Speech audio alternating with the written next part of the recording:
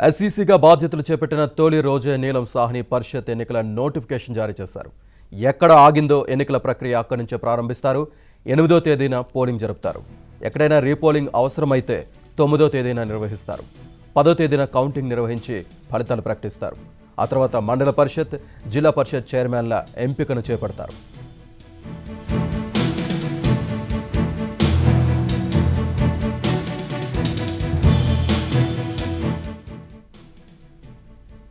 నీలం సాహ్ని ఉదయం బాధ్యతలు చేపట్టిన తర్వాత గవర్నర్ను కలిశారు. ఆ తర్వాత ప్రభుత్వ ఉన్నతాధికారులతో వరుస సమావేశాలు నిర్వహించారు. కలెక్టర్లు, ఎస్పీలతో వీడియో కాన్ఫరెన్స్ నిర్వహించారు. అయితే ఎన్నికల నిర్వహణపై ఏ విషయం తేల్చి చెప్పలేదు. హైకోర్టులో పరిషత్ ఎన్నికలు మొదటి నుంచి నిర్వహించాలన్న పిటిషన్ విచారణలో ఉంది. దానిపై 3వ తేదీన తీర్పు వచ్చే అవకాశం ఉందని, ఆ తర్వాతే నోటిఫికేషన్ ఇస్తామన్న అభిప్రాయాన్ని వ్యక్తం చేశారు. దీంతో అందరూ హైకోర్టు తీర్పు తర్వాతనే నోటిఫికేషన్ వస్తుందని అనుకున్నారు. అయితే అనూహ్యంగా 8:30 సమయంలో పరిషత్ ఎన్నికల నోటిఫికేషన్ ఎస్ఈసీ కార్యాలయం విడుదల చేసింది. దీంతో రాజకీయ పార్టీలు అవాక్కయ్యాయి.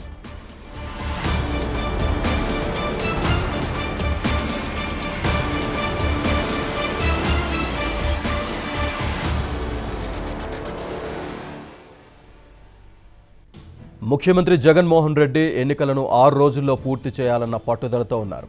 ఉదయం వ్యాక్సిన్ తీసుకున్న తర్వాత మాట్లాడిన జగన్ 6 రోజుల డెడ్లైన్ని చెప్పారు.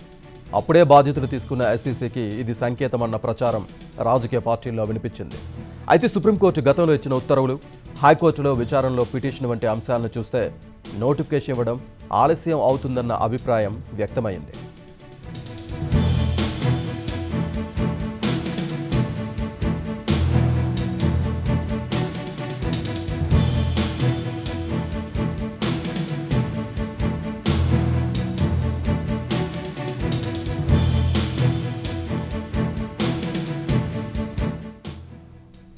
నిజానికి కొత్త ఎస్ఈసీగా బాధ్యతలు చేపట్టిన తర్వాత ఎన్నికల ప్రక్రియ ప్రారంభించాలన్నా, ఆగిపోయిన దాన్ని కొనసాగించాలన్నా ముందుగా అన్ని రాజకీయ పార్టీలతో సమావేశం నిర్వహిస్తారు. అది సంప్రదాయం కూడా. అందరి అభిప్రాయాలు తీసుకుంటారు. కానీ బాధ్యతలు చేపట్టిన తొలి రోజే నీలం సాహ్ని నోటిఫికేషన్ ఇచ్చేశారు. ఏ రాజకీయ పార్టీ అభిప్రాయాన్ని తీసుకోలేదు. చివరికి హైకోర్టు తీర్పు వచ్చే వరకు ఆగలేకపోయారు.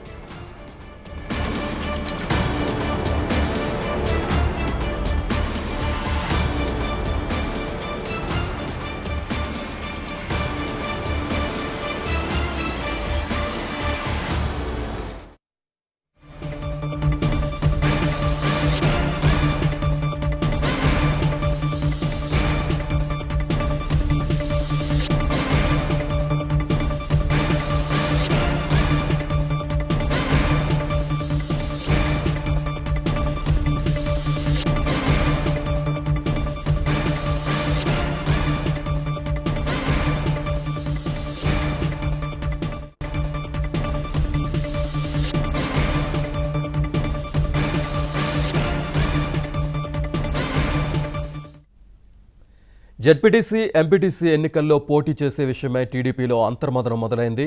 ఎన్నికల్లో పోటీ చేయాలా వద్దా, ఎన్నికల నిర్వహణ తీరును వ్యతిరేకిస్తూ లీగల్గా ప్రొసీడ్ కావాలా అనే అంశంపై పార్టీలో అంతర్గతంగా చర్చించనున్నారు. దీనిపై పార్టీ జాతీయ అధ్యక్షుడు చంద్రబాబు నేతృత్వంలో రేపు ప్రత్యేక పొలిట్ బ్యూరో సమావేశం నిర్వహిస్తారు. మరోపక్క రేపటి ఎస్ఈసీ సమావేశాన్ని జనసేన బాయ్కాట్ చేస్తోంది. పూర్తి వివరాలు మా ఏపీ బ్యూరో చీఫ్ రామారావు అందిస్తారు. రామారావు, చెప్పండి.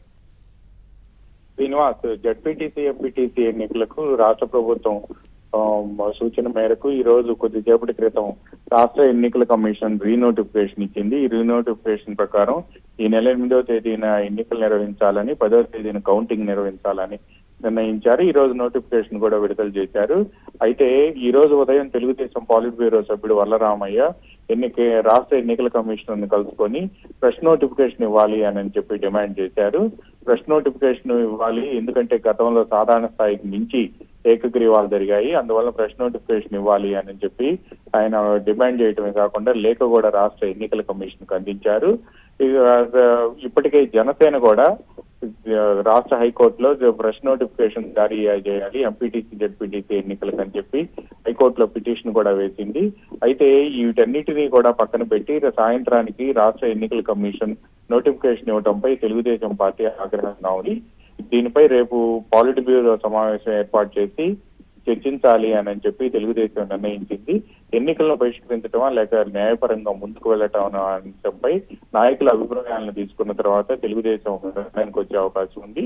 ఇక జనసేన అధినేత పవన్ కళ్యాణ్ కొద్దిసేపటి క్రితం ఒక ప్రకటన విడుదల చేశారు. తాము ఇప్పటికే హైకోర్టులో పిటిషన్ దాఖలు చేశామని, ఆ పిటిషన్ దానిపై తీర్పు రావాల్సినప్పటికీ దానికోసం ఎదురు చూడకుండా నోటిఫికేషన్ ఇవ్వటం రాజ్యాంగ విరుద్ధం, చట్ట విరుద్ధం అని చెప్పి పేర్కొన్నారు. పైగా రేపు ఉదయం అన్ని రాజకీయ పార్టీల ప్రతినిధులతో ఎన్నికల కమిషన్ సమావేశం ఏర్పాటు చేసి ఆ సమావేశానికి తమను ఆహ్వానించి తమ అభిప్రాయాలు తీసుకోక ముందే ఈ రోజు సాయంత్రమే నోటిఫికేషన్ ఇవ్వడం పట్ల ఆయన తీవ్ర అభ్యంతరం వ్యక్తం చేయడమే కాకుండా రేపు జరగబోయే అఖిలపక్ష సమావేశానికి జనసేన బహిష్కరించాలని చెప్పి నిర్ణయించినట్టు కొద్దిసేపటి క్రితం పవన్ కళ్యాణ్ ఒక ప్రకటన విడుదల చేశారు.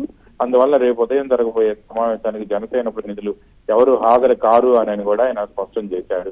అయితే తెలుగుదేశం పార్టీ మాత్రం రేపు తమ సమావేశానికి వెళ్లి తమ అసమ్మతిని తెలియజేయడమే కాకుండా తమ సమావేశంలో పాలిట్ బ్యూరో సమావేశంలో నిర్ణయించిన తర్వాత ఒక నిర్ణయానికి రావాలని చెప్పి ఆ పార్టీ అగ్రనేతలు భావిస్తున్నట్టు తెలిసింది. తెలుగుదేశం అధినేత చంద్రబాబు నాయుడు అధ్యక్షుడు రేపు ఉదయం ఈ పాలిట్ బ్యూరో అత్యవసర పాలిట్ బ్యూరో సమావేశం ప్రారంభం కానుంది. Srinivas. Right, thank you very much Ramarao.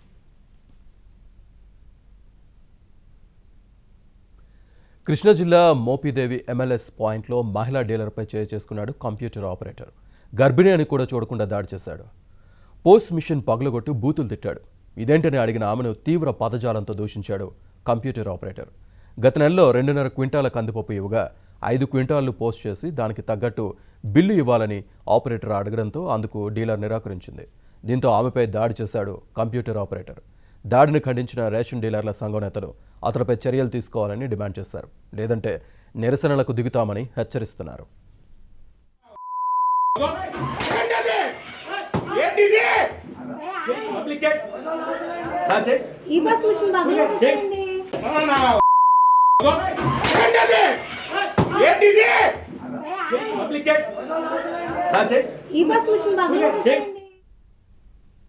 Nalgonda జిల్లా కిస్తారాయన్పల్లి రిజర్వాయర్ నిర్వాసితుల ఆందోళన కొనసాగుతూనే ఉంది. నాంపల్లి మండలం లక్ష్మీనారాయణపురం గ్రామస్తులు ప్రాజెక్టు పనులు ఆపేందుకు ప్రయత్నించారు. దీంతో పోలీసులు వారిని అడ్డుకున్నారు. అయితే తమకు న్యాయం చేయటం లేదని ఓ యువకుడు ఆత్మహత్యాయత్నం చేయడంతో పరిస్థితి ఉద్రిక్తంగా మారింది. నష్టపరిహారం ఇచ్చిన తర్వాతే పనులు మొదలు పెట్టాలని అంటున్నారు ముంపు బాధితులు.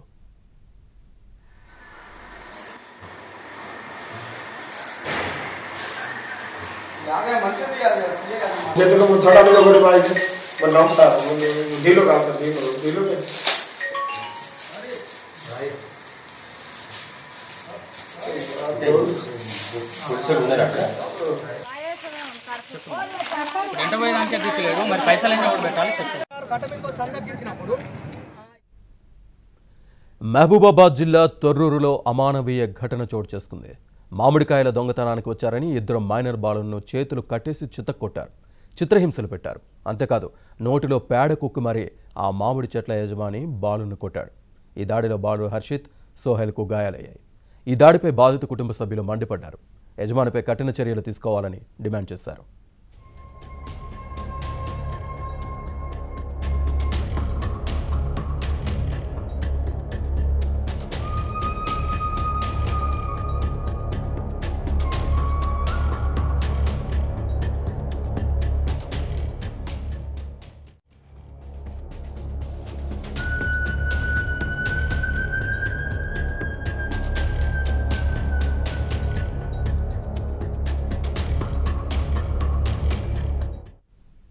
చిన్నారులపై దాడికి సంబంధించి పూర్తి వివరాలు మా వరంగల్ ప్రతినిధి నవీన్ అందిస్తారు. నవీన్. శ్రీనివాస్, ఇది అత్యంత పాశవికమైనటువంటి ఘటన. ఇది చాలా దారుణమైనటువంటి సన్నివేశం. మనం విజువల్స్ లో చూస్తున్నాము.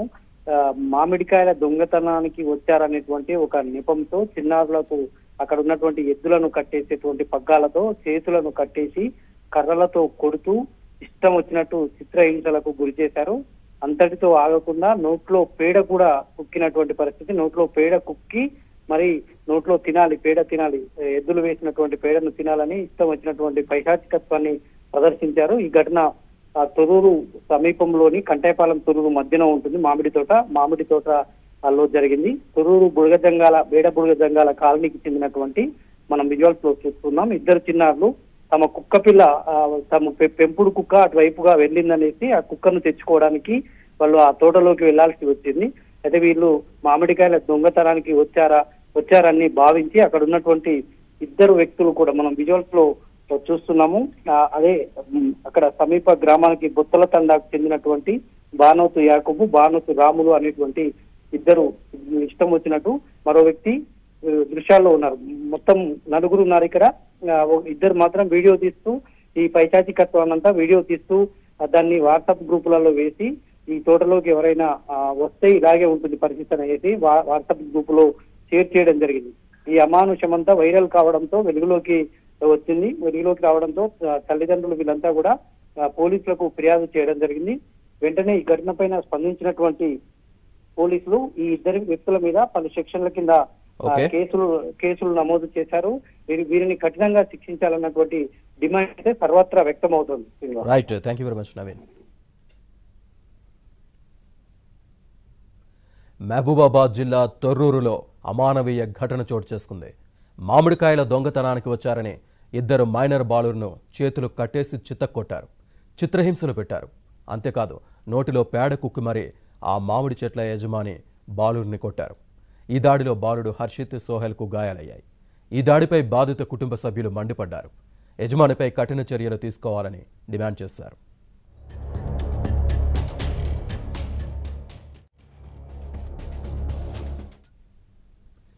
ఇక్కడ తూచ్ అన్నారు, అక్కడ సరే అంటున్నారు. అదెలా అంటూ బీజేపీపై విమర్శలు ఎక్కుపెడుతున్నారు ఏపీ నాయకులు. గెలిపే ధ్యేయంగా పుదుచ్చేరికి ప్రత్యేక హోదా ప్రకటించారని, ఫ్యూచర్లో ఏపీలో సీన్ అక్కడ రిపీట్ కాక తప్పదని అంటున్నారు. దీంతో తిరుపతి ప్రచారంలో ఉన్న బీజేపీ నేతలకు ఈ విషయాన్ని ఎలా సమర్థించుకోవాలో తెలియక అవస్థలు పడుతున్నారు.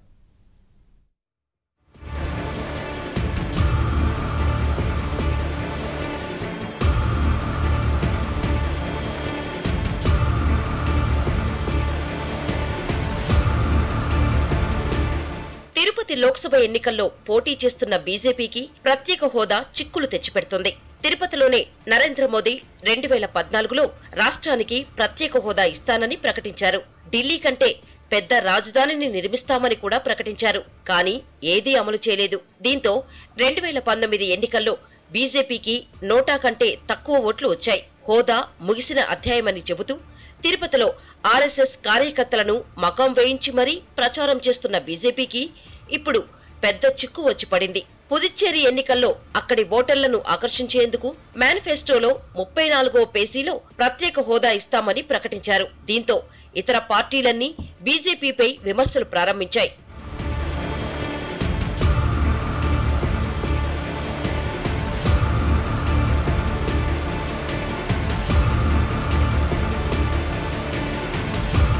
పుదుచ్చేరికి ప్రత్యేక హోదా ఇస్తామన్న వ్యవహారంపై జగన్ ఎందుకు నోరు మెదపడం లేదని టీడీపీ నేతలు నిలదీశారు. కేసులకు భయపడి రాష్ట్ర ప్రయోజనాలను జగన్ కేంద్రానికి తాకట్టు పెట్టారని మండిపడుతున్నారు.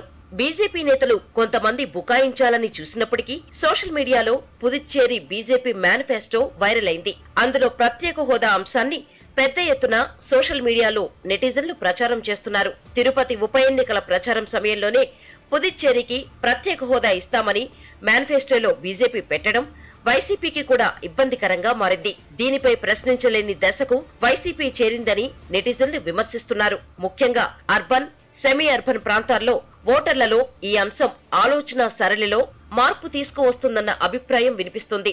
ద్వంద్వ వైఖరి అవలంబిస్తున్న బీజేపీ విధానంపై ఆ పార్టీ ఏపీ నేతలు సమాధానం చెప్పాలని టీడీపీ నేతలు డిమాండ్ చేస్తున్నారు.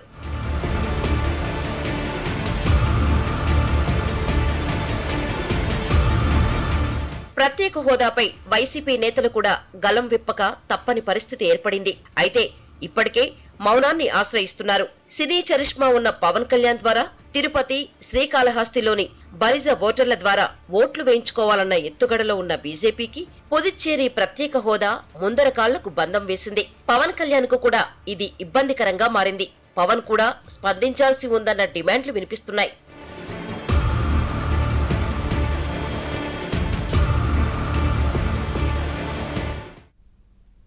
రాజధాని పేరుతో దళితులను అడ్డం పెట్టుకుని ప్రభుత్వం రాజకీయాలు చేస్తోందని మండిపడ్డారు మాజీ ఎంపీ హర్షకుమార్. అసైన్డ్ భూముల విషయంలో ఎమ్మెల్యే ఆళ్ల రామకృష్ణారెడ్డికి ఏం సంబంధమని ప్రశ్నించారు. చంద్రబాబుపై అట్రాసిటీ కేసులు పెట్టారు. మరి కంప్లైంట్ ఇచ్చిన వ్యక్తులు ఎవరని ప్రశ్నించారు. భూముల అవకతవకలపై ప్రభుత్వం విచారణ చేయాలని హర్షకుమార్ డిమాండ్ చేశారు. అసైన్డ్ భూముల వివాదంపై హర్షకుమార్ను కలిసి రాజధాని దళిత రైతులు వినతి పత్రం అందించారు. చర్యగా మీరు పాత గవర్నమెంట్ అధినాయకుడిని బాధ్యుడిని చేసి కేసులు పెట్టడం అన్నది భావ్యం కాదు. మీకు ఏదైనా ఉంటే మీరు వేరే చూసుకోండి, అంతేగాని మధ్యలో మమ్మల్ని మేము ఎవరూ కూడా కంప్లైంట్ ఇవ్వలేదు.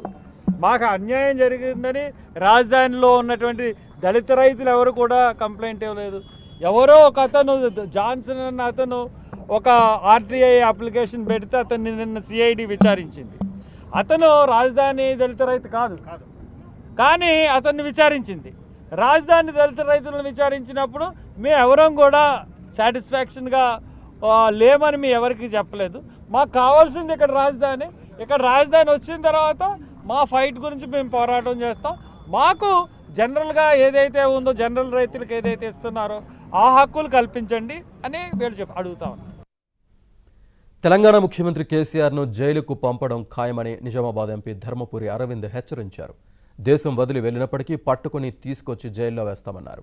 నిజామాబాద్ బీజేపీ ఆఫీసులో మీడియాతో మాట్లాడిన అరవింద్ కేసీఆర్ను ఎప్పుడు పదవి నుంచి దించాలో ప్రజలకు తెలుసన్నారు. పసుపు బోర్డు తమిళనాడు రాష్ట్రానికి సంబంధించిన అంశమని, జాతీయ స్థాయిలో పసుపు బోర్డు పెడితే అతి తెలంగాణకే వస్తుందని అన్నారు. పీయూష్ గోయల్ గారు అనౌన్స్ చేసినప్పుడు మన దగ్గర బోర్డుల వ్యవస్థ ప్రత్యేక బోర్డు కన్నా ఇప్పుడు ఇచ్చిన వ్యవస్థ ఏదైతే ఉందో ties, clusters plus spice board, extension centre ఇవన్నీ కూడా మోర్ పవర్ఫుల్ అని చెప్పడం జరిగింది. దమ్ము ధైర్యం ఉన్నోళ్ళు ఉంటే రేపు ప్రభుత్వంలోకి వెళ్ళి దిగిపోయినాక ఇండియాలోనే ఉండదు. విజయమాల్య లెక్క వారిపోతే నాకు తెలియదు, కానీ ఇండియాలో ఉంటే మాత్రం తప్పకుండా చెంచల్ కూడా జైలు ఉంటుంది. ఆయన ఇంకోటి చెప్తున్నా, శ్రీశైలం వీళ్ళు ఓడిపోయిన మర్నాడు ఫ్లైట్ ఎక్కిపిస్తారు, యాడున్నా కూడా పట్టుకొచ్చి ఇక్కొచ్చి చెంచల్ కూడా ఇస్తాం. సెంట్రల్ ఇంటెలిజెన్స్ కూడా అవసరం లేదు, నేనే పెట్టిన కాగితాలు అన్నీ పెట్టిన, నోటీసులు వచ్చినాయి. ఇక కొన్ని ఛానళ్ళు ఉన్నాయి, మళ్ళీ వాళ్ళ బాస్ గురించి ఎందుకు మాట్లాడడానికి మాట్లాడతారు పేరు తీసుకుంటే. ఎమ్మెల్యే ముత్తిరెడ్డి భూ కబ్జాలపై ఫైర్ అవుతున్నారు బీజేపీ నేతలు. జనగామలోని కుమ్మరికుంట భూములను పరిశీలించిన బీజేపీ నేతలు టీఆర్ఎస్ నేతల దౌర్జన్యం చేస్తున్నారని ఆరోపించారు. కోర్టు నిబంధనలు, ఇరిగేషన్ శాఖ ఉత్తర్వులకు విరుద్ధంగా కబ్జాలు చేస్తున్నారని ఆరోపించారు. జనగామలో ఎమ్మెల్యే ముత్తిరెడ్డి చేసిన మరిన్ని కబ్జాలను బయటకు తెస్తామన్నారు. ఎఫ్టీఏలో ఉన్నది ఎలాంటి పర్మనెంట్ కన్స్ట్రక్షన్స్ రావడానికి వీల్లేదు. అది గతంలో ఇక్కడ గతంలో ఈ బైపాస్ పడక ముందుకు హైదరాబాద్ హన్మకొండ హైవే ఫేసింగ్లో ఉంటుంది ఈ సర్వే నెంబర్.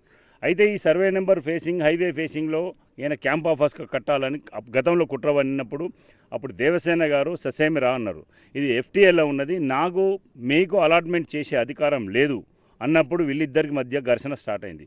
ఆ ఘర్షణ తారాస్థాయికి పోయింది. ఇప్పుడు కూడా 4 acres 16 గుంటాస్ ఈ ప్రాంతం మొత్తంలో బంకమట్టి ఉన్నటువంటి కుంట ఏదంటే ఈ కుంట. అందుకే జనగామ వాస్తవ్యులందరూ దీన్ని కుమ్మరి కుంటగా నామకరణం చేశారు. కుమ్మరి కుంట ఏదంటే ఇది చూపిస్తారు. దీన్ని తీసుకొని చుట్టుపక్కల ఉన్నటువంటి కుమ్మరి కులస్తులందరూ వాళ్ళ జీవనోపాధి చేసుకుంటూ కుండలు, కూజలు లేకుంటే ఇతర మట్టి సామాగ్రి చేసుకుంటూ వాళ్ళ జీవనోపాధి చేస్తున్నారు. ఓన్లీ జీవనోపాధి మాత్రమే గడుస్తుంది. దీంతో లక్షల కోట్లు సంపాదించేది కాదు. దీనిపైన కన్నుబడ్డది ఆయనకు 4 ఎకరాలు. నేను అడుగుతా ఉన్నా, ఆయనకు దమ్ము ధైర్యం ఉంటే ఈ కట్ట ఎవరు చెరిపేసిండో చెప్పాలి. ఈ కట్ట చెరిపేసే అధికారం ఆయనకు కానీ లేకుంటే ఆయన ముఖ్యమంత్రికి కూడా అధికారం లేదు. ఇరిగేషన్ యాక్ట్ ప్రకారం ఒక కుంట కట్టను చెరిపేసుడు చట్టరీత్యా నేరం. దమ్ముంటే ఆయన చేసిందని చెప్పమనండి, నేను కటకటాలు లెక్క పెట్టిస్తాను. లేదు ఆయన చేయలేదంటే చేసిన వాళ్ళు ఎవరో చెప్పమానండి. ఇక్కడ ప్రాతినిధ్యం వహిస్తున్న ఎమ్మెల్యేగా ఆయన బాధ్యత ఉందో చెప్పమండి. ఇదే కాదు, ఈయన ఈ కాన్స్టిట్యున్సీలో చేసినటువంటి ప్రతి గ్రాబింగ్ను భారతీయ జనతా పార్టీ బయట పెడుతుంది. దాన్ని ప్రజాక్షేత్రంలో ప్రజాకోర్టులో నిలబెట్టడానికి భారతీయ జనతా పార్టీ చర్యలు తీసుకుంటుంది. వికారాబాద్ ఎమ్మెల్యే పైలట్ రోహిత్ రెడ్డిపై చర్యలు తీసుకోవాలని కేంద్ర ఎన్నికల సంఘాన్ని డిమాండ్ చేశారు కాంగ్రెస్ నేత మర్రి శశిధర్ రెడ్డి. ఫేక్ సర్టిఫికెట్లతో కేంద్ర ఎన్నికల సంఘాన్ని తప్పుదోవ పట్టించారని ఆరోపించారు. ఆయన ఎన్నికల అఫిడవిట్లకు పొంతన లేదని, దీనిపై విచారణ జరిపించాలని రాష్ట్ర ఎన్నికల ప్రధాన అధికారి శశాంక్ గోయల్ను కోరారు. ఆయన సమర్పించింది డిగ్రీ సర్టిఫికెట్ కాదు, ప్రొవిజనల్ కాదు, ఫైనల్ డిగ్రీ కాదు. అది కొన్ని కోర్సెస్ క్రెడిట్స్ పూర్తయినాయని చెప్పి ఇవ్వడం, అది మోసం చేసి దౌర్జన్యంగా అతను ఓటర్గా నమోదు చేయించుకున్నటువంటి విషయం అధికారులపై ఆ రకంగా ఒత్తిడి తీసుకొచ్చి, అది ఆయన misrepresentation of facts. It is punishable, it is a criminal offence. కనుక దానిపైన మేము తీవ్రమైనటువంటి ఆక్షేపణ తెలుపుతున్నాం. అయితే సమర్పించింది కూడా అది నిజమైందా కాదా అనేటువంటిది కూడా తేల్చాల్సినటువంటి అవసరం ఉంది. ఎంపీ పిఏల పేరుతో డబ్బులు వసూలు చేసిన ముగ్గురిని సిబిఐ అరెస్ట్ చేసింది. ఢిల్లీలో తెలంగాణ ఎంపీ పిఏలమంటూ పలువురు డబ్బులు వసూళ్లకు పాల్పడుతున్నారు. టీఆర్ఎస్ ఎంపీ మాలోతు కవిత పిఏల పేరుతో ₹1,00,000 వసూలు చేశారు. అక్రమ నిర్మాణం చేపడుతున్నామంటూ ఢిల్లీలోని ఓ ఇంటి యజమాని వద్ద ముగ్గురు వ్యక్తులు ₹5,00,000 డిమాండ్ చేశారు. ₹1,00,000 తీసుకుంటూ సిబిఐకి పట్టుబడ్డారు. సిబిఐ అరెస్ట్ చేసిన వారిలో రాజీవ్ భట్టాచార్య, శుభాంగి గుప్తా, దుర్గేష్ కుమార్ ఉన్నారు. మన్మిత్ సింగ్ లాంబా అనే వ్యక్తి ఇచ్చిన ఫిర్యాదుతో సిబిఐ కేసు నమోదు చేసింది.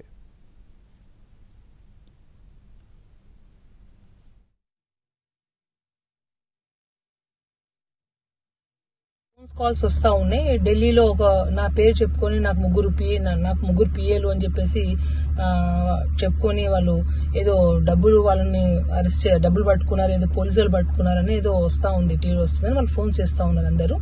నాకు ఢిల్లీలో ఎటువంటి పిఏ నేను ఇవాళ వరకు నేను ఎంపీ ఎన్నికైనా కానీ ఇవాళ నేను ఎవరిని పిఏగా పెట్టుకోలేదు. నేను ఏదైనా నేను సొంతంగా నేనే పని చేసుకుంటా. నా క్వార్టర్ అలాట్ చేసిన దాంట్లో స్టాఫ్ క్వార్టర్ గా అందులో ఏదైతే దాంట్లో ముగ్గురు పట్టుబడి దాంట్లో దుర్గేష్ అనే డ్రైవరు అతనికి స్టాఫ్ క్వార్టర్స్ ఇచ్చాను నేను. అంతే తప్ప నాకు మిగతా వాళ్ళు ఎవరో నాకు తెలియని కూడా తెలియదు. ప్రత్యేకంగా అయితే అన్ని ఛానల్స్లలో వేస్తున్న వాళ్ళకి కానీ చూస్తున్న వాళ్ళందరూ కానీ విన్నవించుకునేది ఒకటే ఏంటంటే, అక్కడ ఎవరిని నేను పిఎల్ఎం పెట్టుకొని నాకు ఎటువంటి పిఎల్ కూడా లేరు ఢిల్లీలో. అందులో డ్రైవర్ అయితే ఉన్న వాళ్ళు పట్టుబడ్డానికి దుర్గేష్ అని పేరు ఏదైతే టీవీలో వస్తుందని చెప్తా ఉన్నారో అతను నా డ్రైవర్ గా ఇటీవలనే పెట్టుకున్నాను నేను. ఎందుకంటే నా క్వార్టర్ అలాట్ అయ్యి కూడా 2 నెలలు అవుతుంది.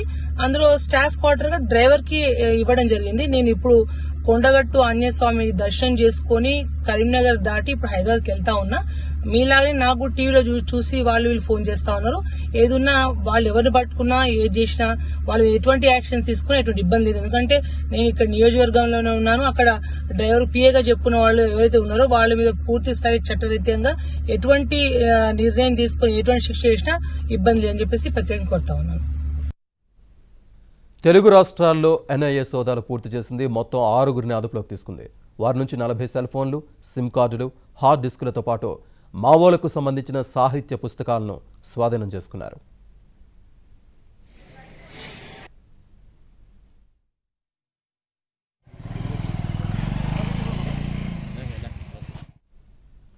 ఎండలు పెరిగే కొద్దీ తెలంగాణలో విద్యుత్ వినియోగం సరికొత్త రికార్డులు సృష్టిస్తోంది. మార్చి 26వ తేదీన గతంలో ఎప్పుడూ లేనంత విద్యుత్తును ప్రజలు ఉపయోగించుకున్నారు. ఆ రోజున మొత్తం 13,688 మెగావాట్ల గరిష్ట విద్యుత్ డిమాండ్ నమోదైంది. ఇప్పటివరకు రాష్ట్ర చరిత్రలో అత్యధికం. గత సంవత్సరం ఫిబ్రవరిలో 13,168 మెగావాట్ల అత్యధిక డిమాండ్ నమోదు కాగా ఈ సంవత్సరం అంతకంటే ఎక్కువగా డిమాండ్ ఏర్పడనుంది.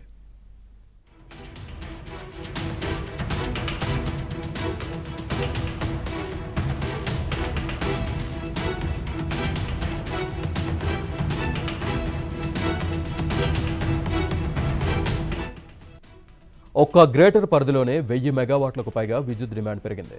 గత సంవత్సరం జీహెచ్ఎంసీ పరిధిలో సగటున 1700 మెగావాట్ల వినియోగం అయితే ఈ సీజన్లో గరిష్టంగా 2760 మెగావాట్లకు పెరిగిందని అధికారులు ప్రకటించారు. రానున్న రోజుల్లో ఇది 3000 మెగావాట్ల వరకు పెరిగే అవకాశం ఉంది.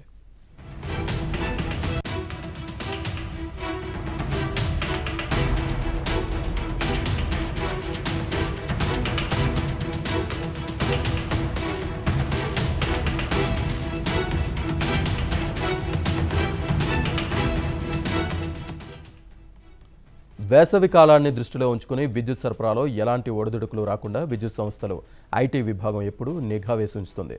భవిష్యత్తులోనూ ఎలాంటి సాంకేతిక సమస్యలు ఎదురుకాకుండా అన్ని రకాల చర్యలు అధికారులు తీసుకుంటున్నారు. ఎట్టి పరిస్థితుల్లోనూ కరెంటు కోతలు ఉండవని అంటున్నారు.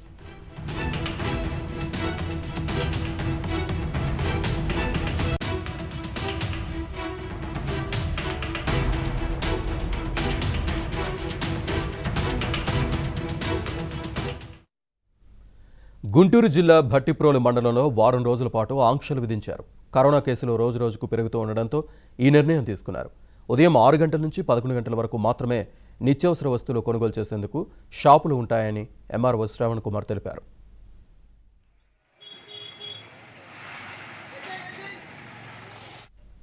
ఇటీవల కాలంలో వెల్లటూరులో 2, అక్కిరెడ్డిపాలెంలో 1 కరోనాతో మరణించారు. దీంతో కరోనా వ్యాపించకుండా ఉండడం కోసం షాపులకి నిర్ణీత సమయం ప్రకటించామని ఎంఆర్ఓ తెలిపారు. ప్రజలు డిస్టెన్స్ పాటిస్తూ మాస్కులు ధరించి శానిటైజర్లు వాడుతూ కరోనా వ్యాప్తి జరగకుండా ఉండాలని సూచించారు.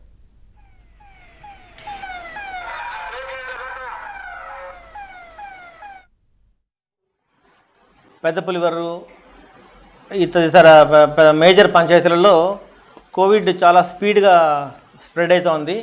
ఈ కారణం చేత ఎమ్మెల్యే గారు కూడా మాకు చెప్పడం జరిగింది, ఇట్లా ఒకే ఊరిలో వెల్లటూరులో కోవిడ్ వల్ల 3 చనిపోవడం జరిగింది, మీరు ఏం యాక్షన్ తీసుకున్నారు అని చెప్పారన్నమాట.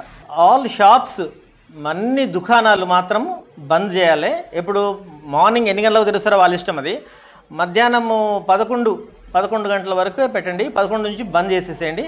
ప్రజలు ఏమైనా కావాలంటే తీసుకోవచ్చు. ఆ తర్వాత మాస్కులు లేకుండా ఎవరు బయట రాకూడదు, తర్వాత అనవసరమైన కారణంతో బయట రాకూడదు, గుంపులుగా ఎక్కడ ఉండకూడదు, శానిటైజర్లు వాడాలి. అట్లా వస్తే వాళ్ళకు 1000 రూపాయల దాకా ఫైన్ వేస్తామని కూడా చెప్పడం జరిగింది. అంతవరకే మనం చెప్పాం, కానీ లాక్డౌన్ అనే మాట ఎక్కడా వాడలేదు. అంటే ప్రస్తుతానికి 1 వారం అన్నాం, తర్వాత దాని తీవ్రత బట్టి మనం పెంచడమా లేకుంటే పై అధికారుల వీళ్ళ ఆర్డర్స్ బట్టి మనం పెంచడమా లేదంటే తగ్గించడమా లేదంటే ఇట్లా అని మనం నిర్ణయించుకుంటాం. హైదరాబాద్ ఖాజాబాగ్లో అనుమానాస్పదంగా మృతి చెందిన బాలిక కుటుంబ సభ్యులను విహెచ్పి ప్రతినిధులు పరామర్శించారు. మార్చి 23న ఘటన జరిగితే ఇప్పటి వరకు అనుమానితులను ఎందుకు అరెస్ట్ చేయలేదని ప్రశ్నించారు.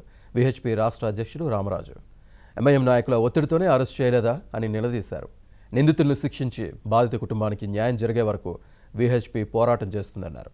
ఇప్పటికే తమ చిన్నారిది సాధారణ మృతి కాదు, హత్య అంటూ మానవ హక్కుల కమిషన్ను ఆశ్రయించారు బాధిత తల్లిదండ్రులు. ఈ కేసులో ఇంకా విచారణ కొనసాగుతోంది.